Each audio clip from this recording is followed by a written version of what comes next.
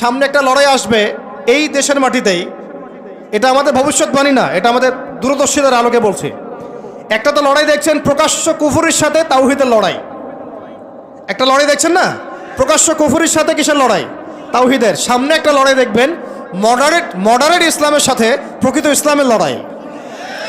নতুন একটা ব্যাটল দেখবেন সমাজের মধ্যে চলবে, কথায় কলমে, টকশোতে, ময়দানে, ওয়াজ মাহফিলে, সব জায়গায় দেখবেন একটা নতুন ব্যাটল সামনে আসবে।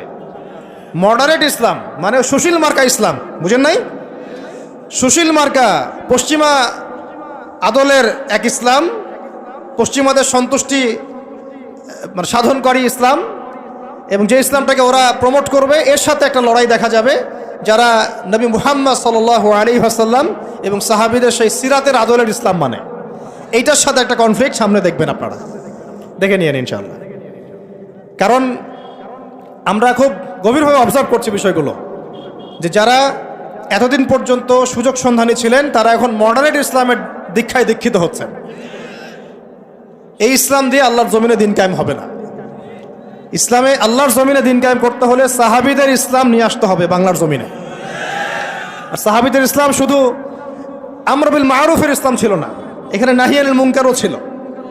মানে আপনারা হয়তো বোঝেন নাই, মানে শুধু সৎ কাজে আদেশের ইসলাম ছিল না, বরং অসৎ কাজে নিষেধের ইসলামও ছিল। শুধুমাত্র আমরা ভালো ভালো কথা বলবো, অন্যায় নিষেধ করব না, শুধুমাত্র তাবলীগের কথা বলবো, আল্লাহর জমিনে দিন কায়েমের কথা বলবো না, প্রয়োজনে আমরা জুলুমের বিরুদ্ধে দাঁড়িয়ে যাব না, জালেমের বিরুদ্ধে প্রতিবাদ করব না, এইরকম ইসলাম, এইরকম মানহাজ দিয়ে আপনি বাংলাদেশের জমিনে দিন কায়েম করতে পারবেন। এখন কথা হচ্ছে, আমি অনেক গভীরে চলে যাচ্ছি। যুবক ভাইদেরকে বলছিলাম যে নামাজের সাথে তেলাওয়াত ধরে রাখেন, আজকার ধরে রাখেন, ওলামা ইকরামের সোহবত ধরে রাখেন, এবং প্রকৃত ইসলাম আর এই Protestant version of Islam, moderate Islam, এর পার্থক্য বোঝার চেষ্টা করবেন।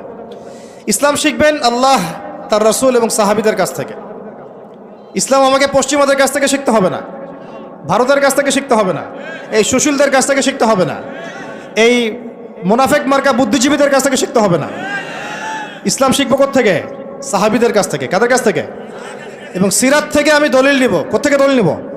সিরাত থেকে, কোরআন থেকে এবং সুন্নাহ থেকে আমি দলিল নিব। আমি পশ্চিমাদের থেকে দলিল নিব না।